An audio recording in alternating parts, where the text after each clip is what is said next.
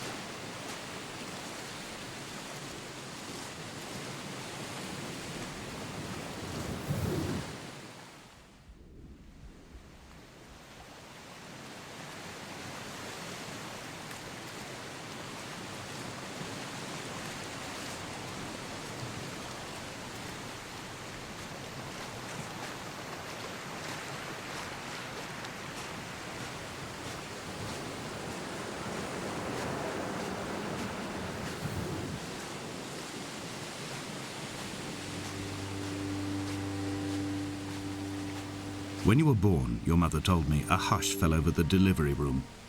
A great red birthmark covered the left side of your face. No one knew what to say, so you cried to fill the vacuum. I always admired you for that you cried to fill whatever vacuum you found. I began to manufacture vacuums just to enable you to deploy your talent. The birthmark faded by the time you were 6 and had gone completely by the time we met, but your fascination with the empty and its cure remained.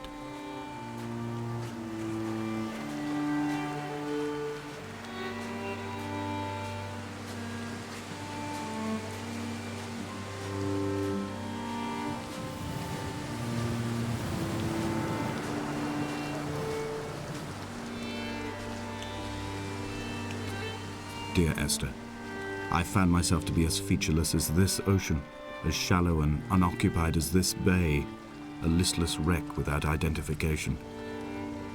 My rocks are these bones, and a careful fence to keep the precipice at bay. Shot through me caves, my forehead a mount. This aerial will transmit into me so. All overexposed, the nervous system, where Donnelly's boots and yours and mine still trample. I will carry a torch for you. I will leave it at the foot of my headstone. You will need it for the tunnels that carry me under.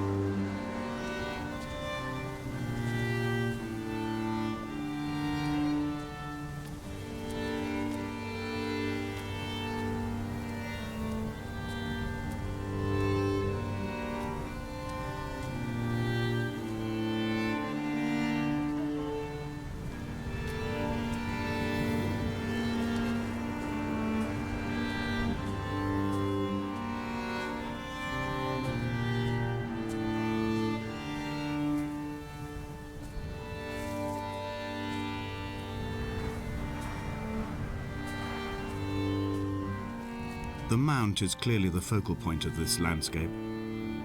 It almost appears so well placed as to be artificial. I find myself easily slipping into the delusional state of ascribing purpose, deliberate motive to everything here. Was this island formed during the moment of impact? When we were torn loose from our moorings and the seatbelts cut motorway lanes into our chests and shoulders, did it first break surface then?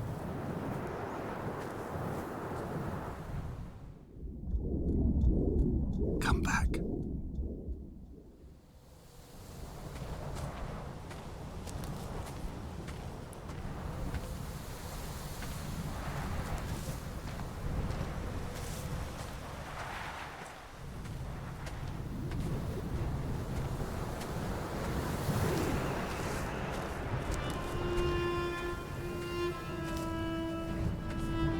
When someone had died or was dying, or was so ill they gave up what little hope they could sacrifice, they cut parallel lines into the cliff, exposing the white chalk beneath.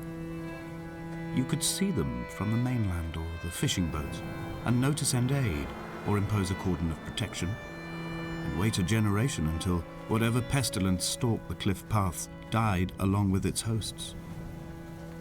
My lines are just for this: to keep any would-be rescuers at bay. The infection is not simply of the flesh.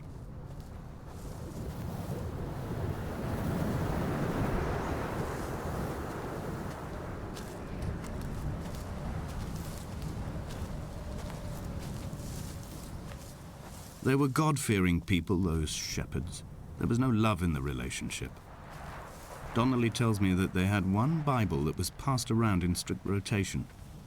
It was stolen by a visiting monk in 1776, 2 years before the island was abandoned altogether.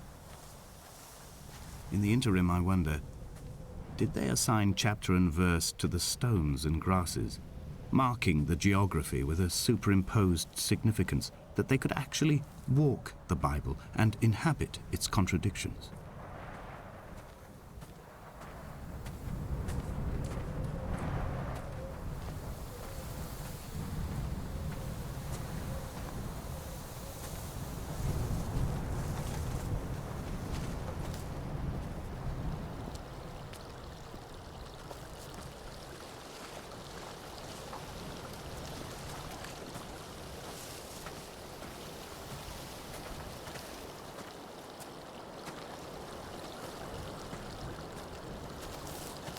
Dear Esther, I met Paul.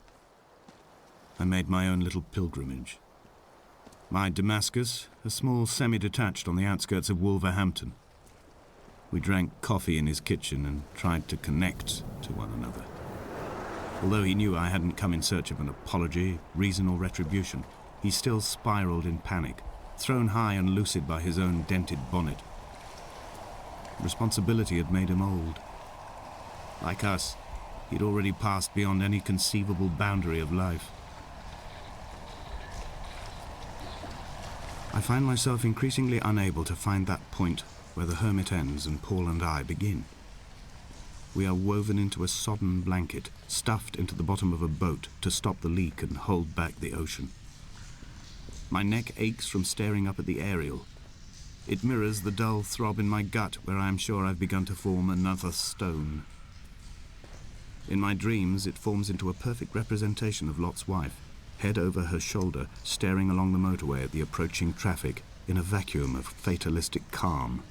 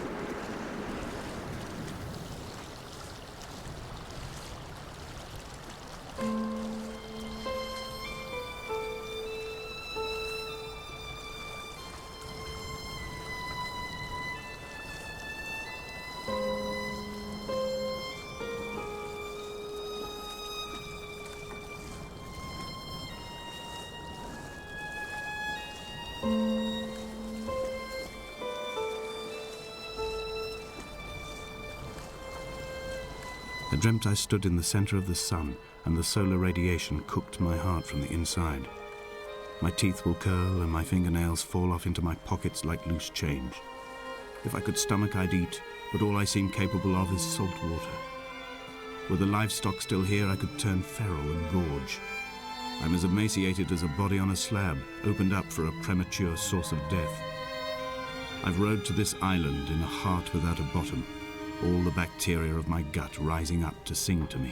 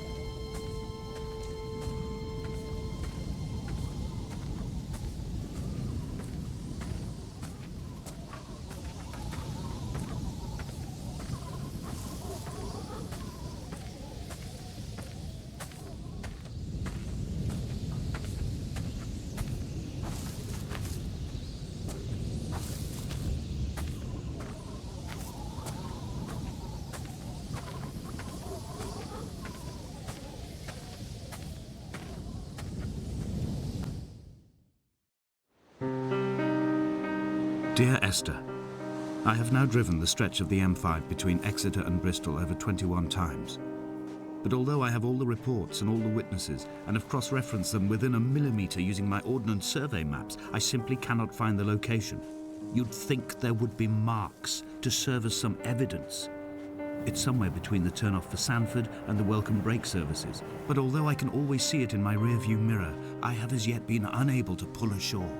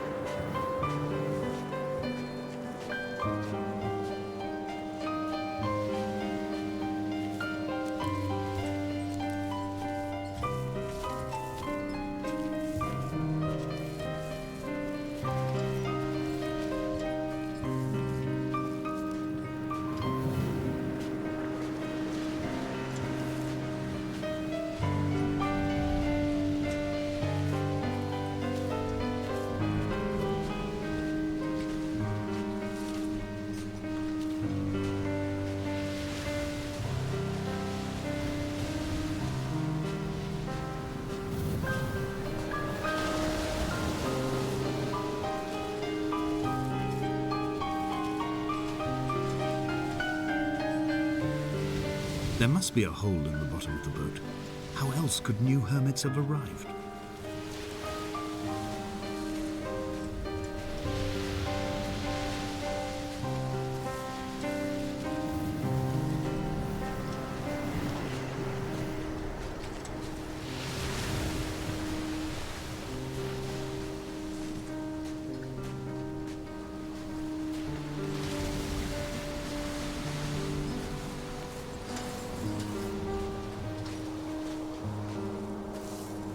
I had kidney stones and you visited me in the hospital. After the operation, when I was still half submerged in anesthetic, your outline and your speech both blurred. Now my stones have grown into an island and made their escape, and you have been rendered opaque by the car of a drunk.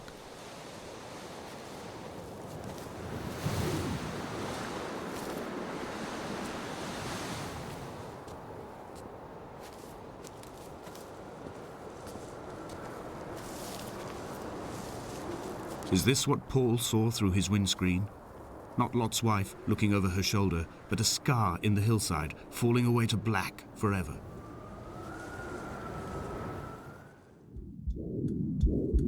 Come back.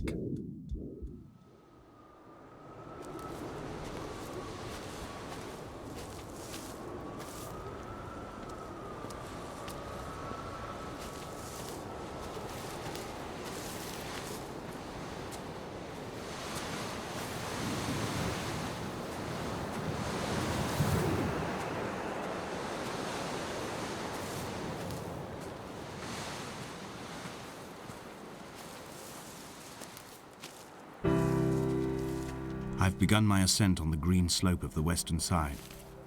I've looked deep into the mountain from the shaft and understood that I must go up and then find the way under. I will stash the last vestiges of my civilization in the stone walls and work deeper from there. I'm drawn by the aerial and the cliff edge. There is some form of rebirth waiting for me there.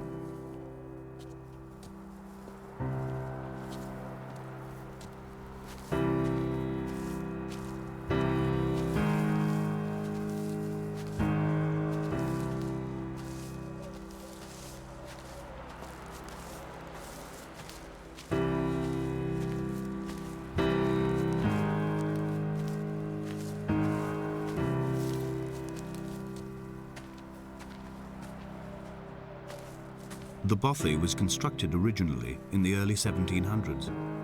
By then, shepherding had formalized into a career.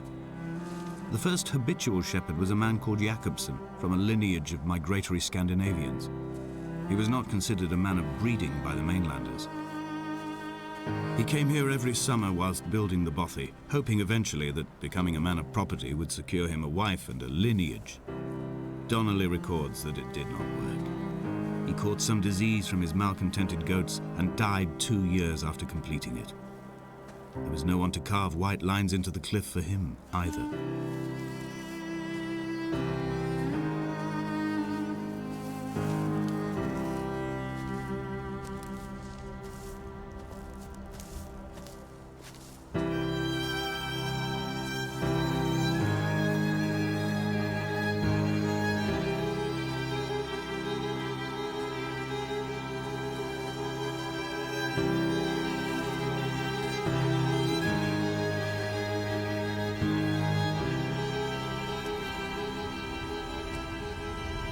My heart is landfill, these false dawns waking into the still never light.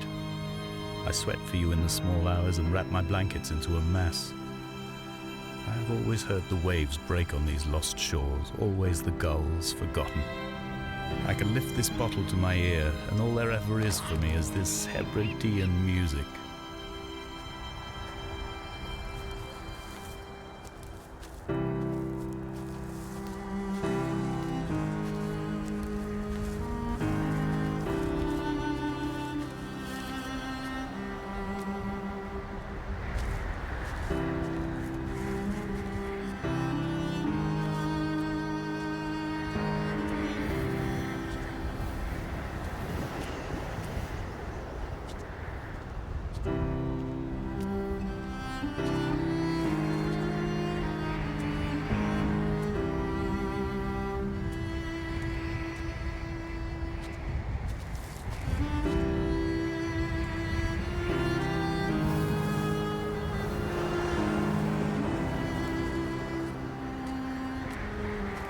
He left his body to the medical school and was duly opened out for a crowd of students 21 days after his passing. The report is included in my edition of his book. The syphilis had torn through his guts like a drunk driver, scrambling his organs like eggs on a plate. But enough definition remained for a cursory examination, and, as I suspected, they found clear evidence of kidney stones. He's likely to have spent the last years of his life in considerable pain. Perhaps this is the root of his laudanum habit. Although its use makes him an unreliable witness, I find myself increasingly drawn into his orbit.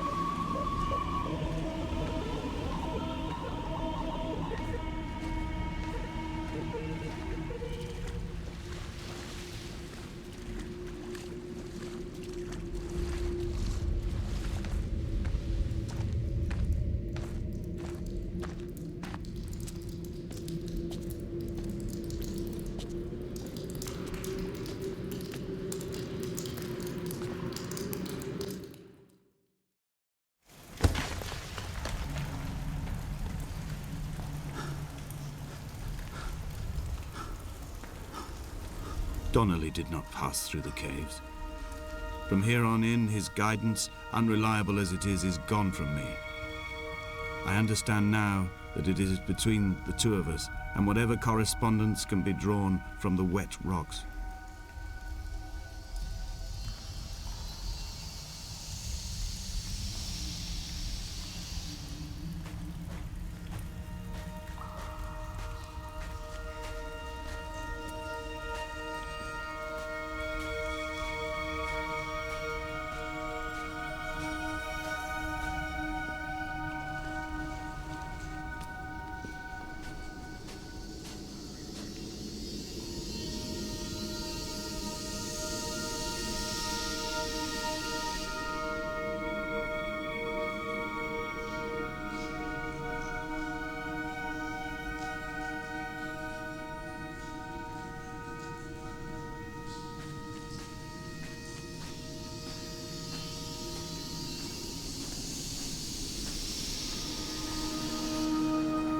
It was as if someone had taken the car and shaken it like a cocktail. The glove compartment had been opened and emptied with the ashtrays and the boot. It made for a crumpled museum, a shattered exhibition.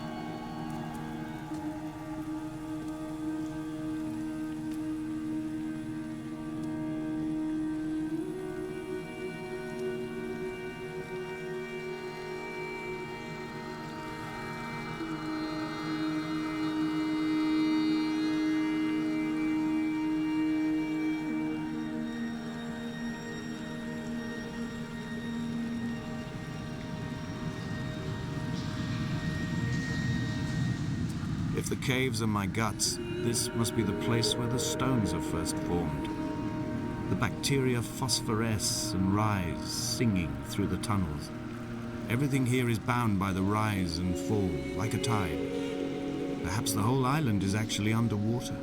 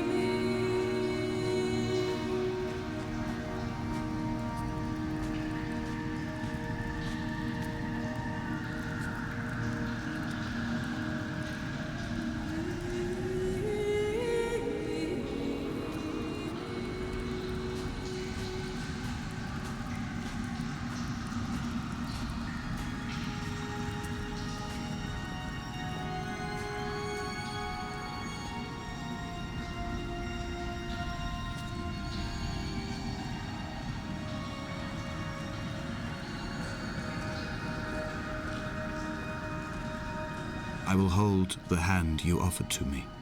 From the summit down to this well, into the dark waters where the small flowers creep for the sun. Headlights are reflected in your retinas, moonlit in the shadow of the crematorium chimney.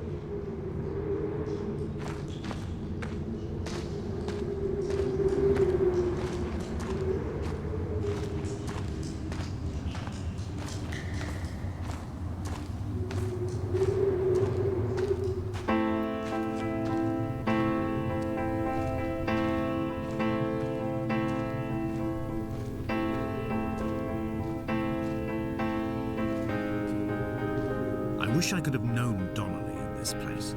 We would have had so much to debate. Did he paint these stones or did I? Who left the pots in the hut by the jetty? Who formed the museum under the sea? Who fell silently to his death into the frozen waters? Who erected this godforsaken aerial in the first place? Did this whole island rise to the surface of my stomach, forcing the gulls to take flight?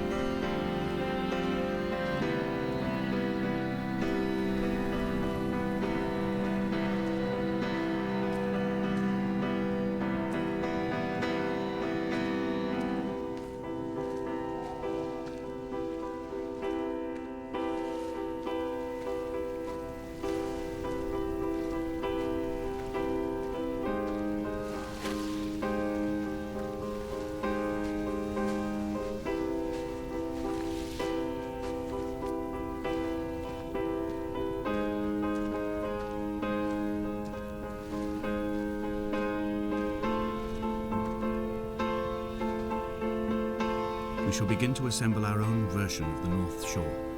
We will scrawl in dead languages and electrical diagrams and hide them away for future theologians to muse and mumble over. We will send a letter to Esther Donnelly and demand her answer.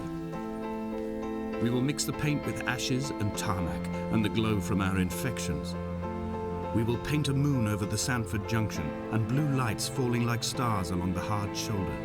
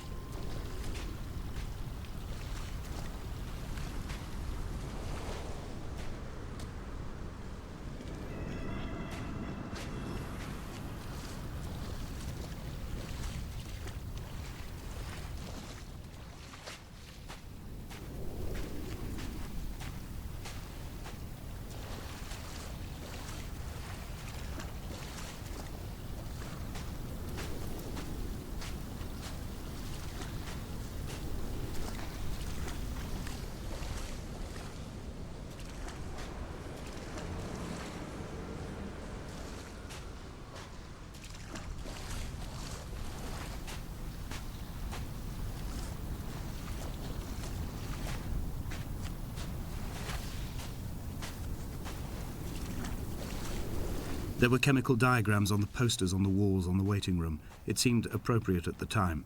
Still life abstractions of the processes which had already begun to break down your nerves and your muscles in the next room. I crammed diazepam as I once crammed for chemistry examinations.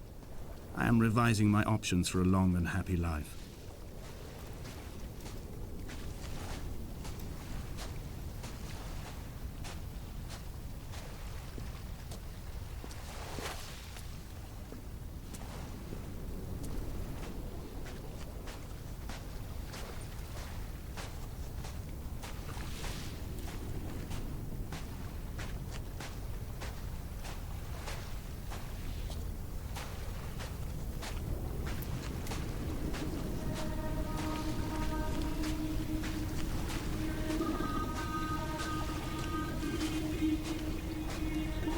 From here, I can see my armada. I collected all the letters I'd ever meant to send to you, if I'd have ever made it to the mainland, but had instead collected at the bottom of my rucksack, and I spread them out along the lost beach. Then I took each and every one, and I folded them into boats. I folded you into the creases, and then, as the sun was setting, I set the fleet to sail. Shattered into 21 pieces, I consigned you to the Atlantic, and I sat here until I'd watched all of you sink.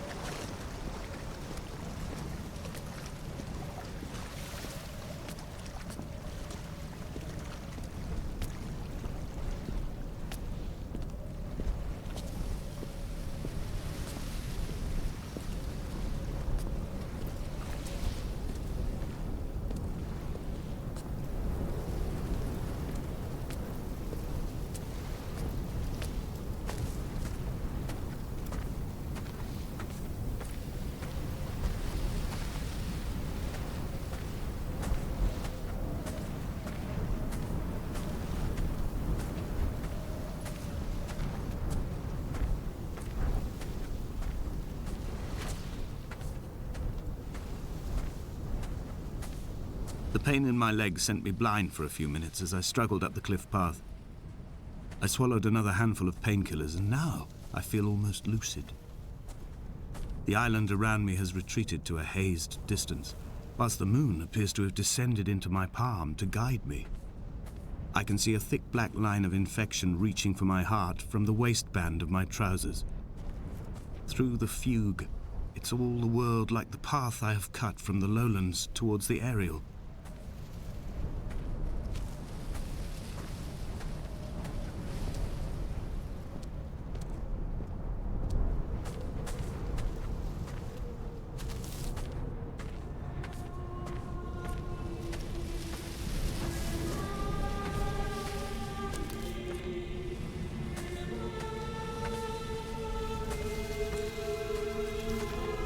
I've begun my voyage in a paper boat without a bottom.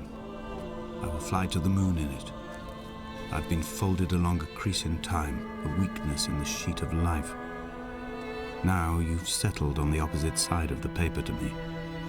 I can see your traces in the ink that soaks through the fiber, the pulped vegetation. When we become waterlogged and the cage disintegrates, we will intermingle. When this paper aeroplane leaves the cliff edge and carves parallel vapor trails in the dark, we will come together.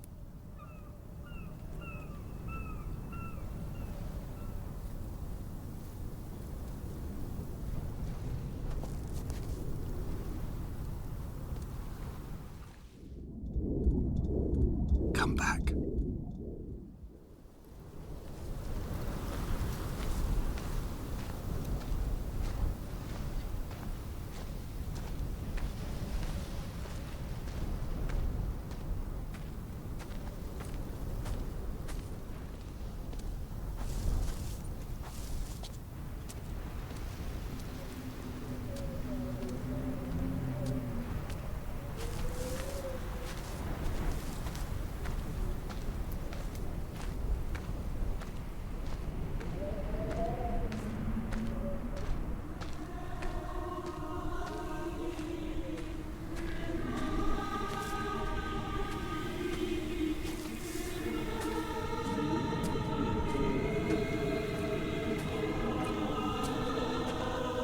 If only Donnelly had experienced this, he would have realized he was his own shoreline, as am I.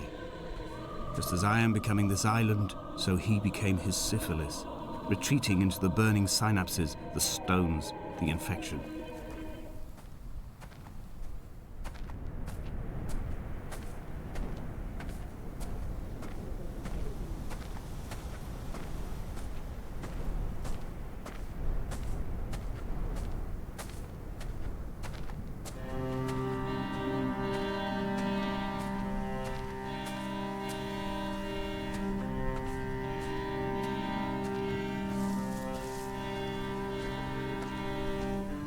headlights reflected in these retinas.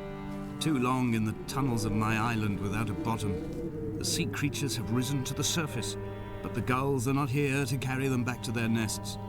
I've become fixed, open and staring, an eye turned on itself. I've become an infected leg whose tracking lines form a perfect map of the junctions of the M5. I will take the exit at mid-thigh and plummet to my Esther.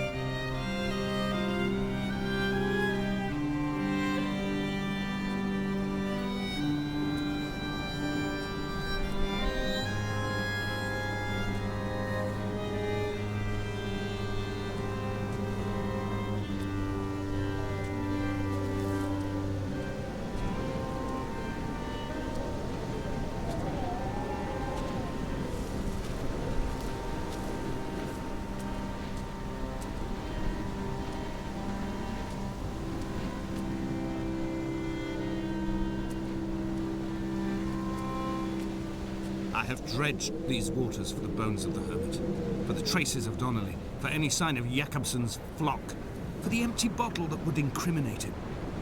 I have scoured this stretch of motorway 21 times, attempting to recreate his trajectory, the point when his heart stopped dead and all he saw was the moon over the Sanford Junction. He was not drunk, Esther. He was not drunk at all, and it was not his fault. It was the converging lines that doomed him. This is not a recorded natural condition. The gulls do not fly so low over the motorway and cause him to swerve.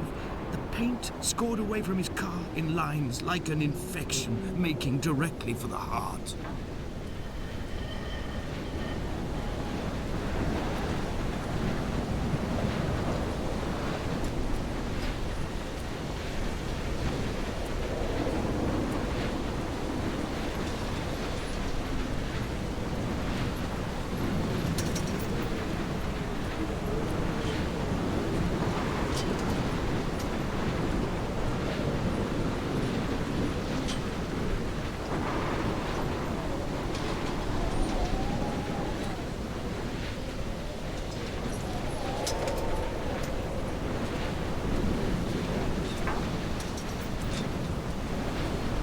Run out of places to climb. I will abandon this body and take to the air.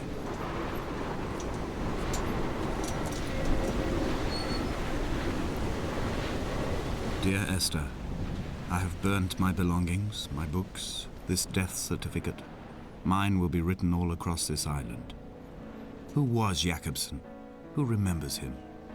Donnelly has written of him, but who was Donnelly? Who remembers him? I have painted, carved, hewn, scored into this space all that I could draw from him. There will be another to these shores to remember me. I will rise from the ocean like an island without bottom, come together like a stone, become an aerial, a beacon, that they will not forget you. We've always been drawn here. One day the gulls will return and nest in our bones and our history. I will look to my left and see Esther Donnelly flying beside me. I will look to my right and see Paul Jakobsen flying beside me. They will leave white lines carved into the air to reach the mainland, where help will be sent.